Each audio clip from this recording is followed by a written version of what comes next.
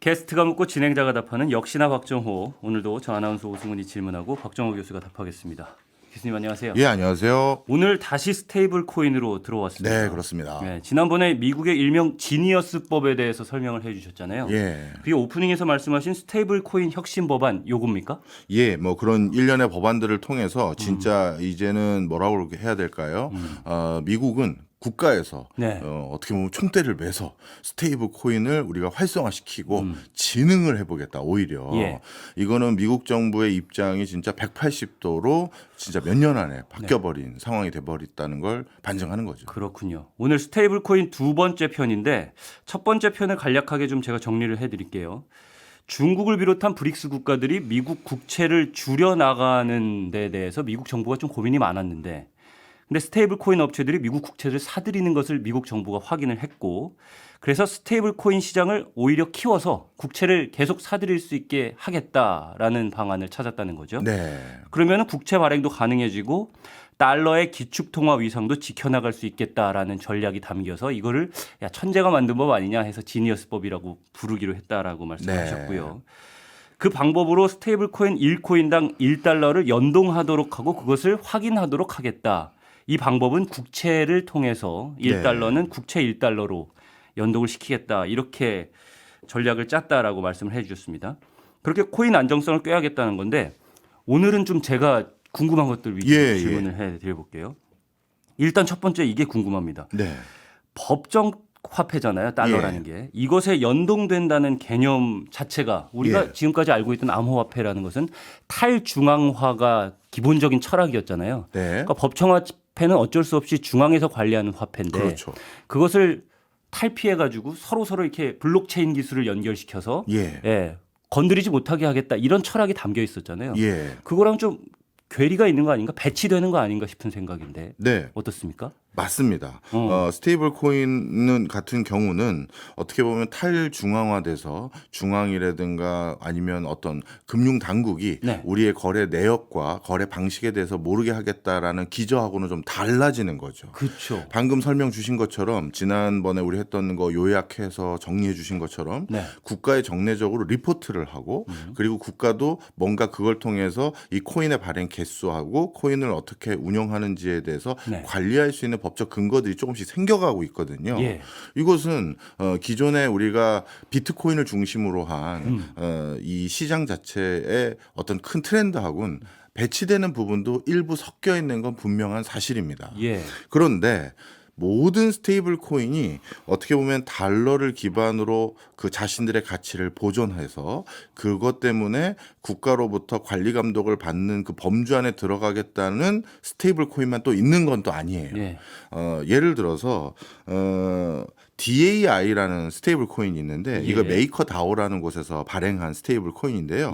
이거는 탈중앙화된 스테이블 코인입니다.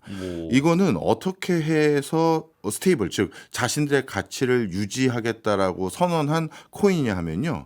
이더리움과 같은 다른 암호화폐를 담보로 해서 우리는 어떻게든 가치를 유지해 보겠습니다. 이거를 지향하는 일종의 그런 스테이블 코인이에요. 그러다 보니까 기존의 가상자산 시장 그리고 암호화폐 시장에서 있었던 탈중앙화된 어떤 매개물을 활용하다 보니 이거는 기존 우리 알고 있는 요즘 유명한 뭐 서클이라든가 테더라든가 이런 것들과는 좀 다르게 탈중앙화를 지향하는 스테이블 코인이 있는 거죠. 자, 그래서 정리를 한번 해드리면요. 이 가상자산 시장도 사람들의 관심을 얻기 시작한 지가 이제 근 10년 가까이 돼가지 않습니까? 그러다 보니 비트코인 하나만 가지고 가상자산의 여러 특징들을 설명하기에는 이제는 많이 바뀌어 버렸어요. 초창기 탈중앙화다, 익명성이다, 뭐 이런 여러 가지 그 기치 아래 그 성장해 왔던 암호화폐 시장. 이게 계속 그 사이 진화하면서 비트코인과 전혀 다른 형질을 가진 특질을 가진 코인이에요 하면서 그런 게 발달하기도 하고 또 그 사이에 스펙트럼이 여러 가지 있을 거 아니겠습니까? 스테이블 코인인데요. 익명성도 있는 탈중앙화된 스테이블 코인입니다. 이런 것도 있을 거고 새로운 비즈니스 모델과 접목된 것도 있고 아예 그냥 뭐라고 해야 될까요? 그냥 일반적인 금융 상품들과 같은 그런 코인들도 많이 생겨나기 시작했습니다. 그래서 춘추전국 시대 같은 느낌인가요? 정말 그게 정확한 표현이세요. 예. 그래서 저는 이런 표현을 씁니다. 네. 우리나라도 그때 그래서 어느 순간인가부터 이 가상자산 그 시장을 관리하기 위해서 암호화폐 시장을 관리하기 위해서 예. 법을 만들 때 앞으로 이걸 암호화폐라고 부르면 안 되겠다라고 이 학자들 그리고 법리학자들 이런 사람들이 정했죠.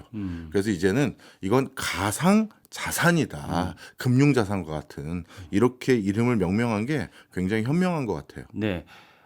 방금 말씀하신 것들 중에 어쨌든 암호화폐 스펙트럼이 굉장히 넓어졌다고 말씀을 하셨는데 네. 그 중에서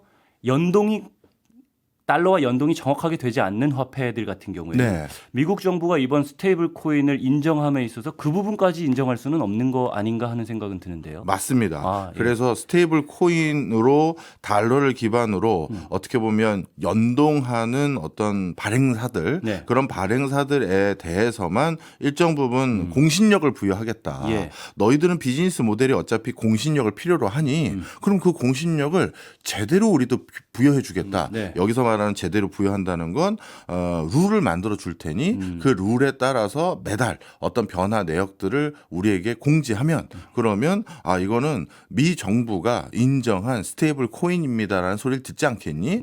대신 국채 꾸준히 사줘. 뭐 이런 내용도 문맥에 들어 있는 거죠. 예. 그럼 아까 말씀하신 이더리움이랑 연동되는 그런 스테이블 코인은 사실은 스테이블하지 않기 때문에 이거는 미국 정부에서 인정할 수 없는 스테이블 코인이 되겠네요. 본인들은 스테이블하다고 주장을 하는 주장을 거죠. 하지만 그리고 그렇게 운영을 하고 있다라고도 얘기를 하고 있고요. 네. 하지만 미 정부는 그거는 저희가 검인 이거 찍어준 거 아닌데요. 예. 이렇게 해서 구분해 주겠다는 예, 거죠. 그 많은 암호화폐 스펙트럼 중에 미국 정부가 어느 정도의 스펙트럼을 받아들일지가 조금 감이 잡히는 것 같은데 그럼 이 지니어스법에서는 국채를 사는지 확인할 수 있다라고 말씀을 하셨잖아요. 네.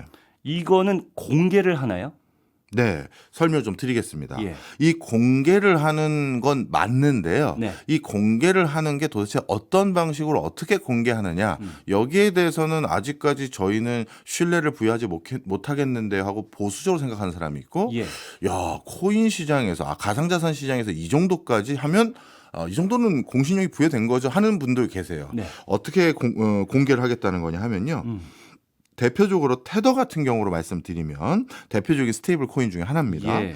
이 테더 같은 경우는 공개한다는 게 우리 회사들 같은 경우 증시에 상장하고 나면 회계감사를 받잖아요. 네. 그리고 그 회계감사의 내용을 통해서 이 회사 실제 상황이 어떻습니다. 투자자들에게 정례적으로 확인할 수 있는 기회를 주는 게 우리 상장기업들 투자할 때 우리 투자자들이 하는 방법이잖아요. 예. 그런데 이 스테이블 코인은 회계감사 수준의 기업 공개가 아니에요.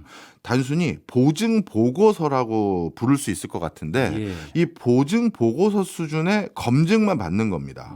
이 보증 보고서는 말 그대로 전문적인 회계 감사가 들어가서 진짜 감사를 실시하는 게 아니라 예. 내부에서 저희 코인 이만큼 더 발행해서 국채 이만큼 더 샀고요. 그리고 그거 아직까지 보유하고 있습니다. 이걸 그냥 보고하겠다는 걸로 일단 공개가 그 정도 수준으로 정리가 되고요. 회계감사보다는 낮은 수준의 공개다. 그렇죠. 네. 이거는 회계감사는 그 말이 사실인지 아닌지 여부도 외적인 어떤 누군가가 회계사가 네. 들어가서 확인하는 건데 그렇죠. 이건 그런 게 아닌 거죠. 네. 자, 그런데 그런 것 때문인지 아주 보수적인 어떤 평가 회사들인 네. 스탠다드 앤 푸어스 같은 경우는 스테이블 코인의 안전성에 대해서 평가를 보수적으로 하는데요. 좀 전에 말씀드렸던 대표적인 스테이블 코인 테더의 경우 5개 등급으로 신용 등급을 평가하는데 네. 그중에 4등급 즉 두 번째로 낮은 등급을 부여했어요.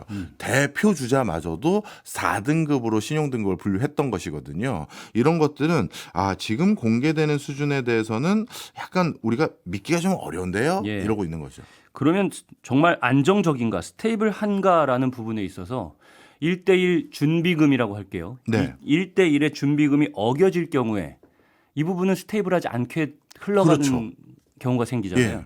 이럴 경우에 제재 같은 것들은 또 예정돼 있는지 궁금합니다. 예, 있습니다. 실제 제재를 받은 적도 있어요. 2021년에 미국 상품선물거래위원회에서 테더에 대해서 취한 조치가 하나 있는데요. 예.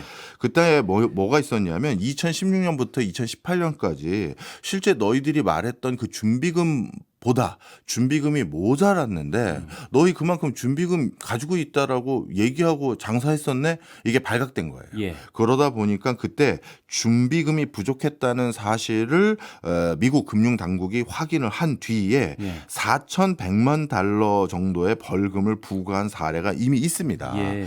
그러니 그것은 무슨 소리다? 아, 이미 스테이블 코인에 대해서 지니어스 법 등등을 통해서 엄정 관리하겠다라고 이번에 조치가 일어나기 전에도 네. 어떤 다른 법에 의거해서 어차피 이것도 회사가 하는 일이니까요. 그렇죠. 회사가 제대로 된 투명 경영을 하지 않았다는 걸로 벌금을 매긴 사례가 이미 있고요. 그리고 앞으로는 어떻게 하냐고 이제 더 법이 강화됐냐면 이번 지니어스 법에서는 매월 공시 의무들을 통해서 발행 규모가 500억 달러를 초과한 스테이블 코인 회사들의 경우에는 매월 공시해라. 그리고 회계감사와 관련된 수준의 의무 감사를 받아라. 이런 것들을 집어넣겠다라고 했고요. 예. 그다음에 웹사이트를 통해서도 준비금 내역에 대해서 상세 내역과 구성을 공개해라. 이런 것들이 바로 지니어스법에 좀 더 강화된 내용입니다. 네. 엄정 관리를 하겠다라고 발표를 했다는 그렇죠. 거죠. 알겠습니다. 그럼 이제 결제 수단으로 이제 작용할 수 있는 여지가 생기는 거고. 네. 예. 그렇게 결제 수단으로 스테이블 코인이 사용이 되려면 사실은 각 스테이블 코인 업체들이 따로따로 있잖아요. 그렇죠. 예. 그러면은 우리가 뭐 비자나 페이팔 같이 어쨌든 그것도 따로따로이긴 하지만 예. 통합적으로 좀 결제가 가능한 시스템이 이미 갖춰져 있는 이 상황에서 예. 우리나라로 예를 들면 카카오머니나 네이버머니 같은 것들 다 이제 결제 시스템이 따로따로 관리가 예. 돼야 될 거 아니에요. 그러면 결제 시스템이 좀 복잡해지고 너무 많아지고 좀 불편해지는 거 아닌가 이런 생각도 드는데 어떻습니까? 네, 아마 이거는 뭐 앞으로 저희가 지켜봐야 되겠습니다만 이렇게 생각하시는 게 좋을 것 같습니다. 마치 방금 지금 예를 들어주신 것처럼 우리가 어떤 가게에 가서 지급 수단으로 고려하는 것이 지금은 몇 가지 종류가 있잖아요. 네. 뭐 특정 회사들을 좀 열거해 드리면 네이버페이로 그냥 결제할 수도 있고 네. 애플페이도 되고 예. 삼성페이도 되고 맞습니다. 아니면 그냥 물리적인 신용카드를 내기도 하고 현금 내기도 하고 체크카드 내기도 너무 하죠. 다양화되죠. 그렇죠. 네. 바로 그런 것들 중에 플러스로 이제 스테이블 코인도 등장할 가능성이 점점 높아지고 있는 겁니다. 단말기는 일단 바꿔야 되죠. 그렇게 되면. 단말기도 바꿔야 될 가능성도 있고 아니면 그냥 단순히 업데이트해서 어떻게 전개될 수 있도록 또 모색하는 회사들이 또 생길 거예요. 아, 왜냐하면 단말기 또 하나 더 사셔야지만 저희는 결제 수단으로 쓸 수가 있어요라고 하면 이거는 비즈니스가 그렇게 쾌적하게 확산되는 건 아니잖아요. 예. 그러다 보니까 삼성페이랑 제휴를 한다든지 아니면 애플페이랑 제휴를 한다든지 어떤 파워풀한 다른 방식의 그게 제휴일 수도 있죠. 그러면 뭐 애플페이나 삼성페이 또는 네이버페이가 네. 해주고 처리를 해준다든가 예. 하여튼 어떤 방식으로든 그게 다 이용될 가능성이 높아지는 거고요. 하나의 스테이블 코인이로 다 귀결된다. 그렇게는 전 보지 않는 거죠. 예. 단 그럼에도 불구하고 우리도 신용카드 회사들도 옛날에 우리 대학 다닐 때 우리 오승훈 아나운서나 저 대학 다닐 때만 해도 우리나라 카드 회사들 한 18개 가까이 있었거든요. 근데 그때 그 회사들 다 통폐합되고 맞아요. 상위권 회사들로 다 인수합병 됐잖아요. 네, 은행들도 그렇고. 그렇죠. 네. 바로 그런 진통들은 좀 겪을 것 같아요. 시장 규모가 충분하지 않을 때는 당연히 그 스테이블 코인 회사도 계속 그 회사 사업을 유지하기 어려울 거 아니겠습니까? 예. 그래서 저는 그런 어떤 흐름들은 좀 있을 것 같고요. 그래서 상위권 스테이블 코인들을 중심으로 한 다양한 스테이블 코인들은 조금 권역별로 그러니까 중남미에서 잘 쓰는 스테이블 코인, 아시아에서 잘 쓰는 거 뭐 이런 정도로 좀 남을 수도 있을 것 같다 생각합니다. 우리도 카드 회사 같은 경우에 뭐 비자, 마스터 뭐 여러 가지 있잖아요. 있죠. 뭐 아메리칸 뭐 익스프레스. 예. 그러니까 그런 것들처럼 네. 어느 지역에서 잘 활용되는 네. 시스템, 결제 시스템이 생길 거다. 그럼 결국에 각각의 업체들이 스테이블 코인을 만들긴 하지만 예. 결제 시스템에서 우위를 가지는 상위 포지션에 있는 업체들이 또 따로 있을 거고 예. 거기에 기댈 수밖에 없는 작은 업체들이 생겨날 거다. 네, 네. 예, 거기에 아까 뭐 제휴를 제휴, 맺는다든지 예. 이런 방식으로 그럼 결국에는 이쪽 시장도 독과점 형식으로 갈 가능성도 있나요? 수수료를 먹는 사람과. 예, 그렇습니다. 전형적인 스테이블 코인은 네트워크 효과라고 하죠. 네. 유저들과 가맹점들이 더 많이 모이면 모일수록 맞아요. 그게 더 쓰임이 효용성이 더 높아지는 거지 않습니까? 우리가 플랫폼이라고 그렇죠. 하듯이. 우리가 SNS에서 내가 어떤 SNS를 쓰는 게 좋을까 고민할 때 그 SNS를 사용하는 사람이 많은 것들을 선택했을 때 훨씬 더 소통력이 높아지는 거 아니겠습니까? 맞습니다. 그거랑 똑같이 스테이블 코인도 바로 그런 특수성을 가지고 있는 비즈니스 모델입니다. 예. 그러다 보니까 지금 어떻게 보면 우리나라에서뿐만 아니라 전 세계적으로 미국이 스테이블 코인에 공신력을 부여한다고 그러면 우리 금융시장 지키기 위해선 자국 화폐 기반 스테이블 코인 만드는 게 어떨까? 아니면 야 이거 도저히 그 스테이블 코인 회사들이 돈 왕창 벌어서 우리 전통적인 은행업이나 금융업 하는 사람들까지 치고 들어올지 모르니 차라리 우리 은행들이 스테이블 코인을 직접 발행하자. 뭐 지금 뭐 어떤 업종에 일했던 사람인지를 막론하고 다 뛰어들려는 고민들을 지금 내부에서 보고서 써가면서 타당성 여부를 네. 검사하고 있는 상황입니다. 시청자들의 좀 청취자분들의 이해를 돕기 위해서 요거 여쭤볼게요. 만약에 다른 나라가 중남미 어느 국가라고 치죠. 네. 우리나라 화폐로 연동되는 스테이블 코인을 만들어 보자라는 계획을 세웠다고 해요. 그 나라의 네. 어떤 큰 기업이. 예.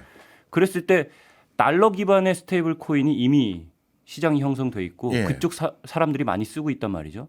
그러면 우리나라 화폐로 만들어 보자 한 그 기업의 스테이블 코인이 저쪽과 연동을 시켜서 무언가를 해보려고 하는 건 이점이 별로 없을 거 아니에요. 사람들은 이미 달러 기반의 스테이블 코인을 쓰고 있을 때. 그럼 어떤 식으로 거기에 끼어들려고 전략을 짜기 시작할까요? 네, 좀 설명을 드리겠습니다. 예.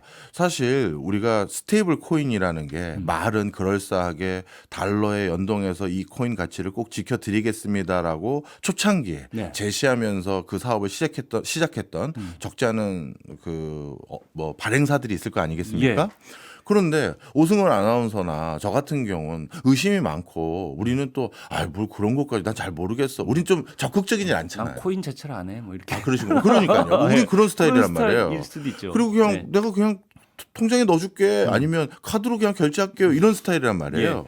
그런데 누군가는 선도적으로 그걸 자꾸 써왔고 그래서 그게 여기까지 부정할 수 없는 존재까지 아니면 공신력을 부여할 수밖에 없는 존재까지 커진 거잖아요. 네. 그 이유가 다른 결의 장점을 자꾸 부여해 준 거예요. 그 다른 결의 장점 중에 하나가 예. 수수료가 낮은 거죠. 예. 나는 자주 누군가에게 송금을 해줘야 되는데 우리 대표적으로 지금 미국의 스위프트라고 부르죠. 네. 금융망, 네. 미국이 구축해놓은 금융망을 활용해서 어딘가에 돈을 송금하거나 이체할 때는 물론 이것도 누가 어떤 금액으로 어떻게 하느냐에 따라 다르긴 합니다만 예. 평균적으로 5% 수준의 수수료를 내야 돼요. 그런데 이 스테이블 코인으로 낸다는 걸 딱 봤더니 만약에 보내서 받을 수 있다라고 한다면 예.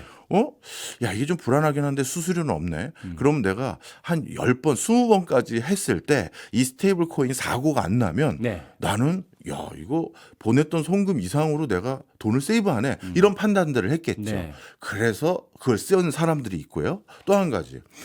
우리 기존의 스위프트망을 통해서 돈을 보내고 이체받고 뭐 하는 것들을 하다 보면 네. 거래일 당일 그게 이체받는 게 아니라 플러스 며칠 더 걸려요. 그런데 스테이블 코인은 나 지금 정말 급해서 그래. 이거 오늘 내가 지금 뭐 카드 대금 막아야 되거든. 바로 좀 줘. 했을 때 방법이 이거밖에 없다. 스테이블 코인으로 해야 돼. 그럼 바로 가. 바로 수분 안에 수십 분 안에 보낼 수 있는 형태거든요. 그렇죠. 바로 그 장점인 거예요. 예. 자, 그러면 만약에 예. 원화 스테이블 코인이 나중에 어떤 형태로 그게 형태가 거래 방식이 결정되는지에 따라서 네. 미국 달러 기반 스테이블 코인보다 원화 기반 스테이블 코인은 원화 가치는 좀 떨어지거나 변동성이 달러에 비해서 크지만 예. 여긴 수수료가 제로야. 아. 10년 제로래. 아니면 네. 그리고 또 뭐 있을까요? 수수료 제로고 송금이 3초 만에 간대. 라든가 네. 뭔가가 다른 부가 혜택을 주는 거죠. 예. 그렇게 됐었을 때는 그쪽에서도 쓸 수가 있고 더 중요한 거. 이제 스테이블 코인은 다 중앙화인데 예.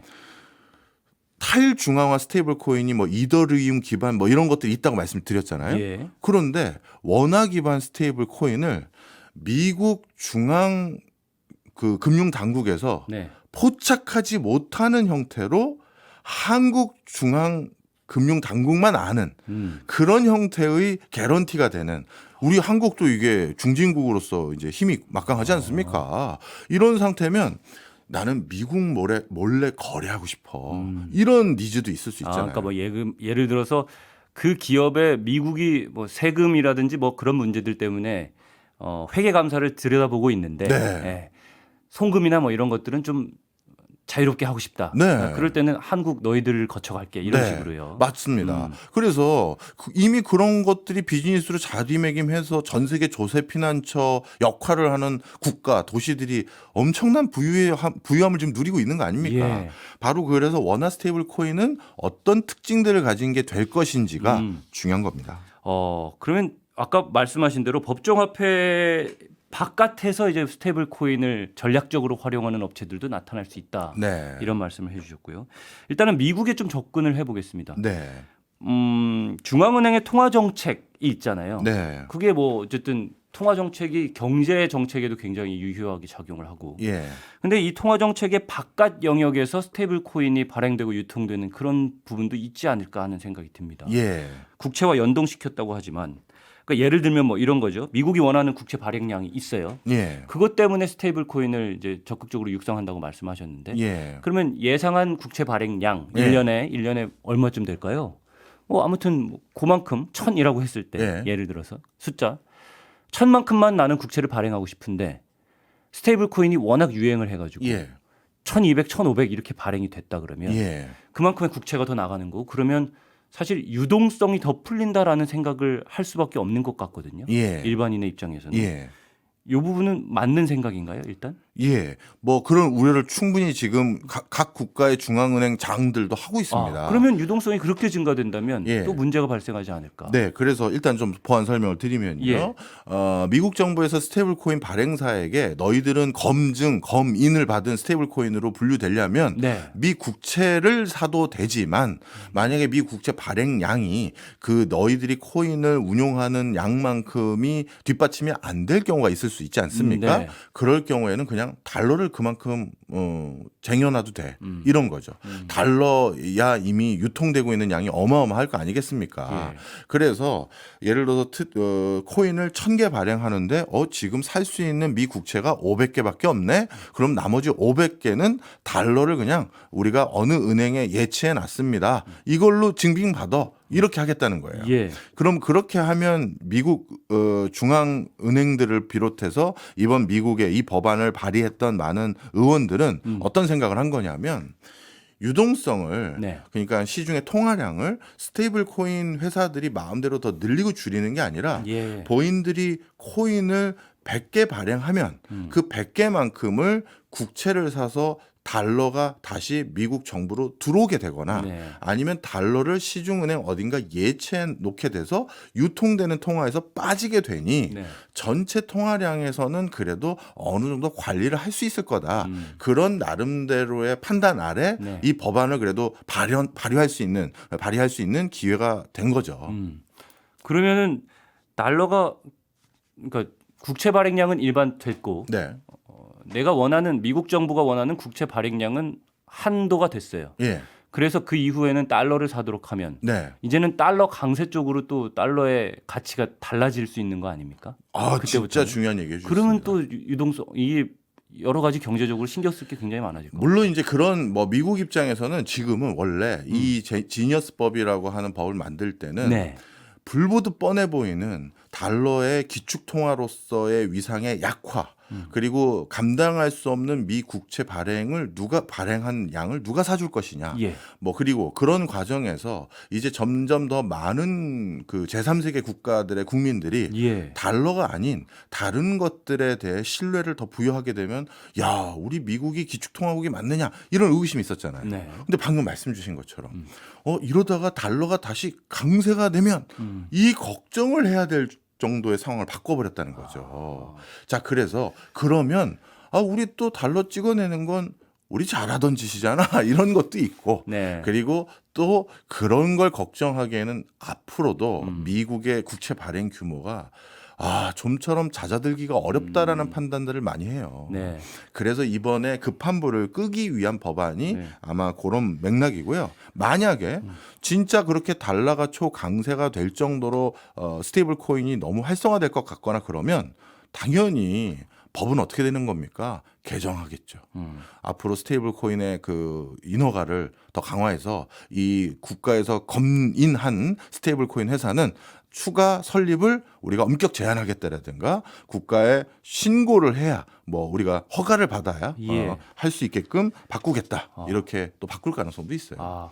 자, 그럼에도 불구하고 예. 아까 하나 중요한 질문을 해주셨는데 제가 그러면 스테이블 코인 발행하는 것들에 대해서 그 정부에서는 또는 예. 중앙은행장은 예. 걱정 안 해도 될 것 같은데 걱정하는 소리가 여기저기서 뉴스에서도 막 나오잖아요. 예. 이제 그게 이제 다들 그럼 왜 걱정하는 거냐 이건데 네. 이런 겁니다. 달러를 꼭 사놓거나 미 국채를 꼭 사놔야 스테이블 코인을 발행할 수 있도록 지금 강제하는 법안을 미국에서 만들어 놨는데 네. 이 금융이라는 건요 정말 창의성, 상상력을 가진 사람들이 또 재미있는 금융 상품들을 만들어내요. 아이고. 우리 가상자산 시장을 지금까지 봐왔지 않습니까? 맞습니다. 그러면 달러와 금에 준하는 안전성을 확보하면서 그거에 똑같은 스테이블 코인들이 나와질 수도 있어요. 그러면 이거는 이미 스테이블 코인을 통해서 지급 결제하고 사용하는 게 보편적인 생태계가 조성된 상황에서 예. 그 코인 회사가 갑자기 어느 순간 이럴 수도 있어요. 나 앞으로 이미 시장 내가 다 장악했어. 국가의 검증인 검인 안 받겠습니다. 나 이제 달러 매달 이렇게 사놨는지 아니면 국채 사놨는지 리포트 안 할게요. 하고 딱 선언해버리고 본인이 다른 방식으로 지급 결제를 해버렸다라고 우기면서 코인을 막 발행을 해요. 뭐 예를 들어서 일본 채권을 샀다든가 유로 채권을 샀다든가 독일 채권을 샀다든가. 그럼 이거는 이제 중앙정부에서 그 통화량을 발행한 것과 유사한 성격을 가져버린 거가 되는 거잖아요. 예. 그렇죠. 바로 이런 아주 묘한 맥락이 또 생길 수도 있는 거고요. 네. 그 또 한 가지. 이 스테이블 코인에서 지금 미국 정부는 이거 덕분에 미국의 강달러가 예상된다라고 하는 흐름 중에 하나가 중남미 국가가 요즘 특히 이 모습이 많이 목격되는데 중남미 국가에 돈을 송금해주는 미국에서 일하고 있는 부모님. 이걸 외국인 계절 근로자라고 부를 수도 있겠죠. 예. 이주민들의 급여겠죠. 예. 미국에 와서 아버지 혼자 일하고 있어요. 근데 여기서 일한 월급 중에 일부를 본국에다 우리 가족들 생활비로 보내야 되는데 그동안은 어떤 경우가 많으냐 하면 대표적으로 아르헨티나랑 베네수엘라가 그렇게 돼 있는데요. 예. 아르헨티나랑 베네수엘라는 시중은행을 통해서 적용받는 환율하고 시장에서 실제 적용하는 환율이 전혀 달라요. 예를 들어서 시중은행은 자국 화폐 가치를 높이 평가해버려요. 그러니까 뭐 어떤 아르헨티나의 아버지가 1달러를 본국으로 보냅니다. 가족들 생활비 하라고. 그럼 1달러를 보낼 때 뭐 아르헨티나도 우리나라 뭐 우리은행, KB, 신한 같은 시중은행이 있을 거 아니겠습니까? 예. 그 시중은행에는 1달러 입금하시려고요. 그러면 아르헨티나 페소로 환전해서 송금해 드릴게요. 하는데 그때는 1달러에 1,300원 쳐주는 거죠. 네. 그러니까 아버지가 1,300원 벌어다 우리한테 주셨다 이렇게 되는데 근데 시장에선 1달러가 이미 1,500원, 2,000원, 3,000원 하고 있어요. 달러가 워낙 귀하니까요. 예. 그럼 국가가 뭐 한 거예요? 우술이 띈 거죠. 네. 네. 왜냐하면 국가도 달러가 필요하잖아요. 예. 맨날 그래서 국가 부채 때문에 뭐 파산하는 게 아르헨티나고. 네. 그래서 해외에서 일하는 아르헨티나 국민들이 송금하는 거에 본인들도 그것 중에 일부를 수수료 명목으로 아니면 환율을 이상하게 적용해서 일부를 가져가는 거예요. 예. 자, 그래서 이미 이래서 내가 분명 우리 생활비로 1,500원을 보내는 꼴인데 이 시중은행만 타고 들어가면 1,300원이 되니 예. 이걸 피하기 위해서 스테이블 코인으로 보내버리는 거죠. 그러면 시중은행의 높은 수수료라든가 그 환율 적용하는 것들이 피할 수가 있잖아요. 자, 그래서 이렇게 돼가고 있는 경로에서 만약에 이제 스테이블 코인으로만 진짜 아르헨티나, 베네수엘라 이런 사람들이 전부 송금을 해버리면 예. 이제 어떤 문제가 생기냐면 미국 연준 입장에서는 우리가 알고 있던 아르헨티나 페소 우리가 알고 있던 베네수엘라의 볼리바르가 거기 화폐 단위입니다. 예. 이런 화폐 가치가 더 폭락하거나 다른 방식으로 메커니즘이 형성돼서 가치가 결정될 수가 있잖아요. 예. 달러가 들어가는 경로가 새로 생겼으니까요. 예. 그러니 연준 입장에서는 그럼 우리 달러의 가치라는 건 다른 나라 화폐와의 교환 비율인데 이걸 우리가 어떻게 통제하고 관리해야 되는 거야? 이제 이것도 머리가 터지는 거죠. 그렇겠네요. 바로 이런 이유로 아니 결국 1달러랑 1스테이블 코인 등가로 하겠다고 한 건데 그게 왜 걱정입니까가 아닌 이유가 이런 이상한 일들이 생길 수 있다는 거예요. 그렇죠. 그러니까 여러 가지 우려가 굉장히 많은 것 같습니다. 뭐 네. 중앙은행의 통화 정책을 위협할 수 있다 이런 맞아요. 것도 있고요. 네. 그 부분도 아까 질문을 드린 부분이었고 그렇다면은 미국에서는 이런 고민을 할 수도 있을 것 같아요. 예를 들어서 중앙에서 관리가 안 되는 수준까지 갈 수 있는 부작용 말씀하셨지만 또는 독과점 스테이블 업체가 영향력을 너무 비대하게 가져서 중앙에서 통제가 안 되는 그런 상황. 그런 걸 미연에 방지하기 위해서 그럼 차라리 중앙은행에서 관리하는 스테이블 코인 한두 개 정도로 압축을 시켜서 민간 코인들을 정리하는 방향으로 미리부터 이렇게 전략을 짜고 추진나갈 가능성 이런 부분은 혹시 있을까요? 그런 목적이라고 표시는 않습니다만 네. 혹시 뭐 중앙은행도 이런 가상자산과 유사한 형태의 법적 그 어떤 뭐 공신력도 있는 그런 걸 한번 만들어 보자 해서 계속 추진하고 있는 게 CBDC라는 겁니다. 중앙은행에서 발행하는 가상자산 같은 건데요. 물론 그걸 발행하고 운영하는 시스템을 연구하는 그런 지금 단계거나 일부 국가에는 실험적으로 시행도 해봤어요. 그런데 그 목적성을 방금 말씀 주셨던 그런 목적도 거기 있습니다라고 명시해 놓지는 않아요. 그럼 인기가 없어질 그렇죠. 거예요. 그리고 또 괜히 또 오해받을 수도 있고요. 그렇죠. 그렇지만 충분히 그 CBDC라는 것들에 대한 연구가 어느 정도 되고 운영할 수 있는 이것도 일종의 뭐랄까요? 프로세스를 만들어놔야 되지 않겠습니까? 관리 체계를. 그래서 그런 것들에 대해서 어느 정도가 되면 스테이블 코인에 대해서 관이 발행하는 스테이블 코인과 민간이 발행하는 스테이블 코인이 병존할 수도 있고 관이 우리나라는 이거는 이제 민간은 절대 용인 안 하고요. 관에서만 하겠습니다라고 하는 나라도 충분히 저는 있을 수 있다고 생각합니다. 예, 알겠습니다. 지금까지는 스테이블 코인의 전반적인 뭐 체계 이런 것들을 박종호 교수님의 설명을 통해서 이제 들어봐서 어느 정도 이해는 청취자분들도 하셨을 거라고 생각이 되고 이제부터는 좀 투자를 한다거나 아니면 앞으로의 미래 이런 것들을 전망해 보는 질문들을 좀 드렸으면 좋겠어요. 첫 번째로 드리고 싶은 질문은 스테이블 코인에 이렇게 주목이 되면서 투자를 한다거나 사용을 해봐야 되겠다라는 생각을 하시는 분들이 점점 늘어날 것 같고, 그렇다면은 그런 분들이 주의해야 할 위험, 리스크 이런 것들은 무엇일까를 좀 설명해 주는 것도 필요하지 않을까 싶어서요. 네, 중요한 말씀도 해주셨습니다. 자, 그러면 이걸 또 우리가 알아야 어디서 주의를 해야 될지를 우리가 감을 잡을 수가 있는데요. 그럼 교수님, 스테이블 코인을 가지고 우리가 뭔가 거래를 하거나 또 지급수단으로 사용하거나 송금이나 이체를 하는 그런 걸 할 때는 도대체 그냥 뭐 신용카드 발급받는 것처럼 머릿속에 생각하면 되나요? 뭐 해야 되나요? 뭐 이런 머릿속에 복잡해지실 거 아니에요. 이거를 이렇게 생각하시면 좋을 것 같아요. 우리가 놀이공원에서만 쓰는 코인 이거를 이용하려면 어떻게 해야 되는지와 지금 스테이블 코인의 생태계가 거의 똑같습니다. 아, 우리가 놀이공원에 들어가면 이제 처음에 자유이용권 같은 걸 사면 이제 팔찌를 끼워줍니다. 요거는 이제 쓸 수 있는 거예요. 그럼 여기에다가 만약에 자유이용권이 아니라 치면 뭐 5만 원권 이렇게 해서 여기에 딱 넣어놔요. 그러면 이제 놀이기구 탈 때마다 그걸 찍는 거죠. 그리고 또 필요하면 다시 가서 충전해 주세요. 이런 개념을 생성하면 된다 말씀이시죠? 정확한 정답이십니다. 자, 그러면 이제 한번 그걸 얘기를 해보죠. 그러면 우린 물리적인 상황에서 살고 있는데 그 스테이블 코인은 온라인이잖아요. 그렇죠. 그러면 물리적인 공간에서 온라인으로 내 돈을 일단 어딘가 보내는 게이트웨이가 있어야 되지 않겠습니까? 그거를 이제 코인 지갑이라고 부르겠습니다. 그거 하는 역할을 하는 회사들이 하나 있어야 돼요. 왜냐하면 충전을 아까 해준다고 말씀해 주셨잖아요. 저 이게 달러인데요. 이게 제가 가지고 있는 뭐 페소인데요. 이거 스테이블 코인 얼마너치로 바꿔서 제가 어느 지갑에다 넣어놓으려고요. 충전해 놓으려고요. 이런 게 필요하잖아요. 바로 그 충전소 그냥 이런 걸 저는 그냥 지갑이라고 불렀는데 예. 뭐 지갑이 이제 지갑에 돈 넣어놓는 게 충전인 거죠. 저는 팔찌라고 했는데 코인 지갑이 훨씬 더 와닿는 그렇죠. 것 같아요. 코인 시장에 뛰어노는 분들은 지금 박 교수가 코인 지갑 얘기하는 거구만 이렇게 얘기하시는 거고 이미 그걸 토론되는 팔찌라고 하는 단어군요. 거죠. 예. 그 코인 지갑 역할을 하는 데가 코인베이스 지갑이라든가 바이낸스 페이라든가 이런 데입니다. 예. 이런 데들이 하나 이 스테이블 코인의 한 축을 담당하는 예. 거고요.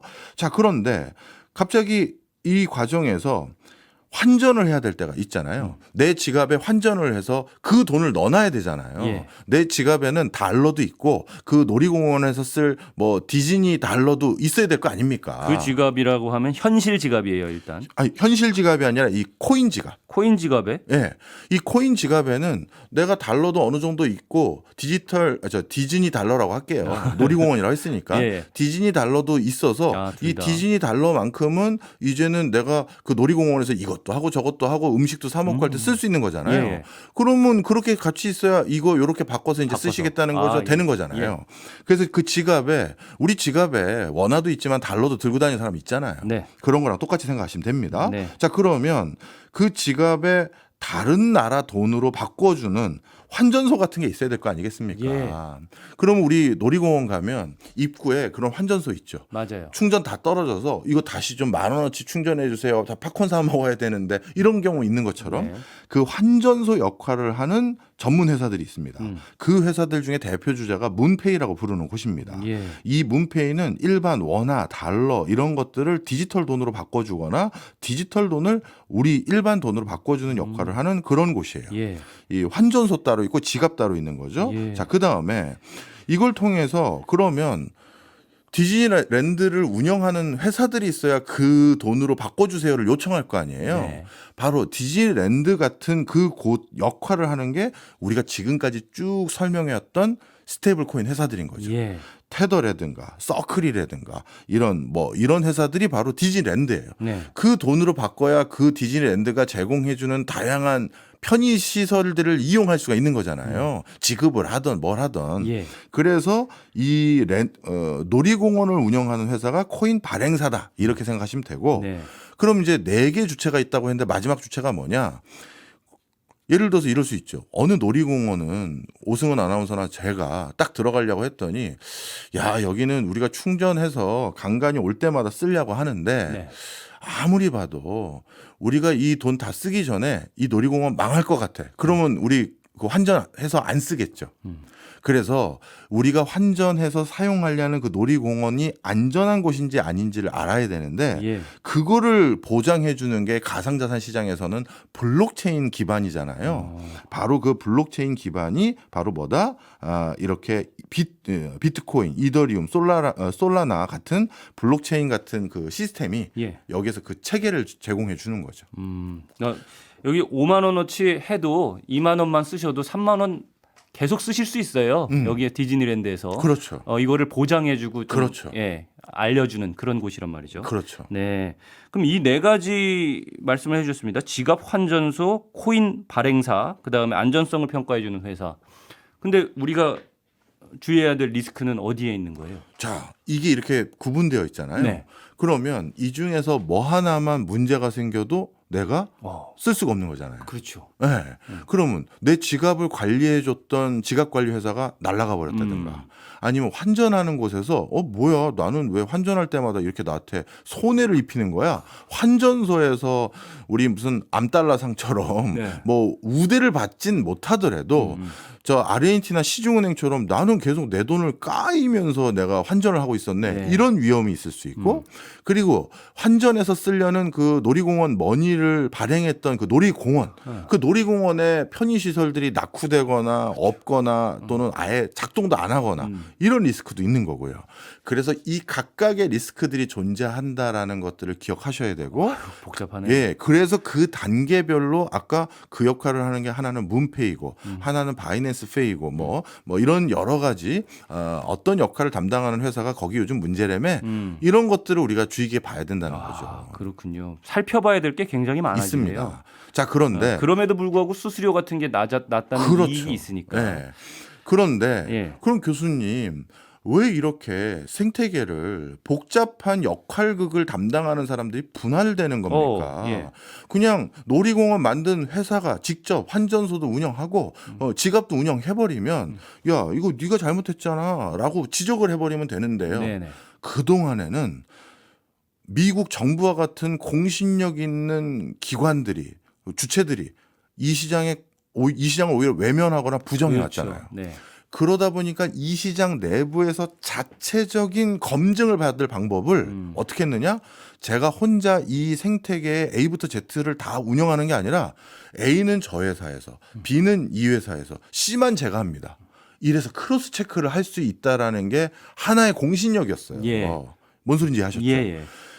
가상자산 시장에 아주 막강한 플레이어인 문페이라든가 바이낸스라든가 이런 데서 한축을 하는데 설마 예를 들어서 서클이 바이낸스를 대상으로 사기치겠어? 문페이를 두고 지네들끼리 과연 그러겠어? 네. 이게 나름대로의 공신력을 우리가 믿을 수 있는 요소였던 거예요. 예.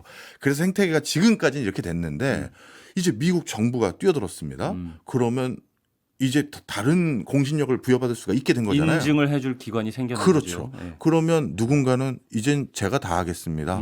나오는 데도 생기겠죠. 아, 네. 그렇군요. 앞으로의 코인 시장의 미래는 그쪽으로 갈 수도 있다. 말씀이신 거고. 댓글 중에도 여러분들이 좀 질문을 주셔서 요거를 역시나 박종호 역사상 최초로 네. 소개를 최초군요, 진짜. 소개를 해드리고 질문을 드려볼게요. 김동우님이 댓글을 네. 남겨주셨는데, 이것도 굉장히 중요한 질문인 것 같아서 지니어스법은 미국의 목숨 명장법이지 근본적으로 미국이 살아남는 법은 아닌 것 같습니다라는 질문을 해주셨어요. 저도 동감합니다.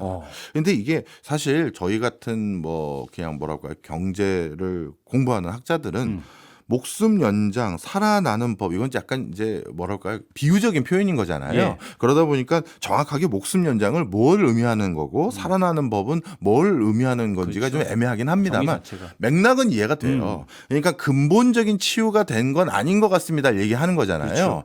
달러의 패권을 연장하는 게 근본적으로 이제 해결돼서 이제 달러 세상이 다시 100년간에 이렇게 볼 수 있는 이게 트리거는 아니지 않느냐. 예. 저도 동의합니다. 그런 맥락에서 이 설명을 해주신 거라면. 예. 그런데 미국 입장에선 누구도 이 꺼져가는 불을 다시 키울 수 있다라고 생각 못했다가 일단 급한 불 끄는 게 그렇죠. 먼저다. 예. 그리고 나서 하나씩 이제 대응을 또 찾는 다른 조치들이 있을 거예요. 네. 그게 성공할지 실패할지 그건 또 지켜봐야죠. 예.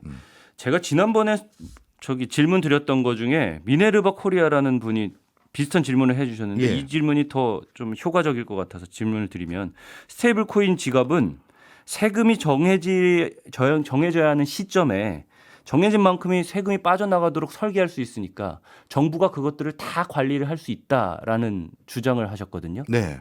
이 부분에 대해서는 어떻게? 그러면 만약에 정부가 각각의 거래하는 사람들의 다 지갑을 들여다보고 세금을 자동으로 떼갈 수 있게 만든다 그러면 미국에서도 굉장히 편리해지는 거 아닌가 싶은 생각이 들었어요. 자, 여기서 이제 세금을 누구에게 떼는지가 중요합니다. 네. 예를 들어서 앞서서 우리가 스테이블 코인의 거래 방식 설명드렸잖아요. 예, 업체에 뗀다고 하셨죠. 그렇죠. 업체는 떼는데 나에게는 지금 우리나라 가상자산 시장에서도 나에게는 세금이 아직 안 떼지고 안 떼지잖아요. 그것처럼 세금을 어디까지 어느 경제 주체들까지 부과할 것이냐에 따라서 지금 미네르바 코리아님이 말씀해 주신 거는 맥락이 좀 달리 해석될 수 있다라는 걸 말씀드리고요. 그 부분은 법으로 정해야 되는 문제다라는 그렇죠. 법으로 정해야 말씀이시겠죠? 되고 법을 정할 때 우리 개인들에게도 세금 떼겠습니다라고 했지만 실질적으로 세금을 제대로 징수하고 있는지를 관리 감독할 수 있는 시스템이 없다면 유명무실한 법이잖아요. 그리고 저항에도 부딪힐 것 그럴 같기도 수도 하고요. 있고요. 네. 그러다 보니까 그런 부분에 대해서 단순히 선언적인 법만 만들 것이 아니라 진짜 집행이 가능한 것인지 또 확인해보는 대목이 필요할 겁니다. 예. 자, 그다음에 이제 이 세금 얘기해 주셨으니까 중요한 맥락이 있어요. 이 우리나라도 어느 순간인간 한 번쯤 고민해보거나 선택을 해야 될 상황이 생길 수도 있어요. 뭐냐면 지금 전 세계적으로 세금을 징수해야 국가가 발달하는 데 필요한 새로운 씨들을 모을 수 있지 않겠느냐라는 게 어떻게 보면 지난 현대사의 가장 큰 물줄기였는데 슬슬 이상한 결의 국가들이 생깁니다. 전 세계에서 너도 나도 세금 피하고 싶은 사람 아니면 거래를 숨기고 싶은 사람 여러 가지 이유로 그런 사람들이 너무 많다라는 걸 확인했고요. 그런 사람들에게 피난처를 제공해서 전 세계에서 가장 부유한 국가 중에 하나가 된 나라가 확인이 됐어요. 스위스. 예. 그래서 우리도 스위스 같은 거 하는 국가입니다라고 깃발 꽂아서 계속 1인당 국민소득 늘어나고 경제적으로 번성하고 있는 국가들이 요즘 점점 늘어나요. 대표적으로 아시아에서 제일 나가는 국가들 싱가포르, 예. 그리고 아랍에미리트의 두바이. 요즘도 성장을 계속하고 있고 전 세계에서 돈이 밀려 들어와서 주체를 못할 정도입니다. 예. 그래서 두바이는 진짜 경제가 너무 좋거든요. 자, 그러면 우리도 한번 고민을 해봐야 되지 않을까요? 세금을 다 부과하는 궁극적인 목적은 물론 양극화 해소나 세금이 부여하고 있는 다른 기능도 있겠지만 예. 그 세수원을 통해서 필요한 데 쓰자는 거잖아요. 그런데 세금을 부과하지 않도록 했더니만 최소한의 세금만 다른 형태로 부과했더니 전 세계 부호들과 전 세계 자금이 들어오는 경우도 있었던 거죠. 예. 그러면 이거는 그냥 무조건 우리가 여태까지 이거 했으니 이것만 해야죠. 뭐 이렇게 고집할 일인지도 조금 고민해야 돼요. 네. 그래서 싱가포르도 지금 다른 일을 지금 추구하고 있는 거 아닙니까? 그래서 그냥 남의 나라의 사례라고 하지 말고요. 미국도 180도 지금 스테이블 코인에 대한 정책이 달라진 것처럼 예. 우리도 상황에 따라서 좀 유연한 그 시각, 대응, 프레임 이런 게 좀 필요한 것 같습니다. 세금은 뭐 국가의 정책이니까 국가 차원의 전략이 필요하다는 말씀으로 맞습니다. 알아듣겠습니다. 오늘 스테이블 코인에 대해서 정리 두 번째 시간까지 정리를 해봤고 여러분들의 질문까지 해결을 해봤습니다. 즐거운 시간이었습니다. 네, 저는 고맙습니다. 오승훈이었고요. 다음 주에 다시 찾아오겠습니다. 고맙습니다. 예, 감사합니다.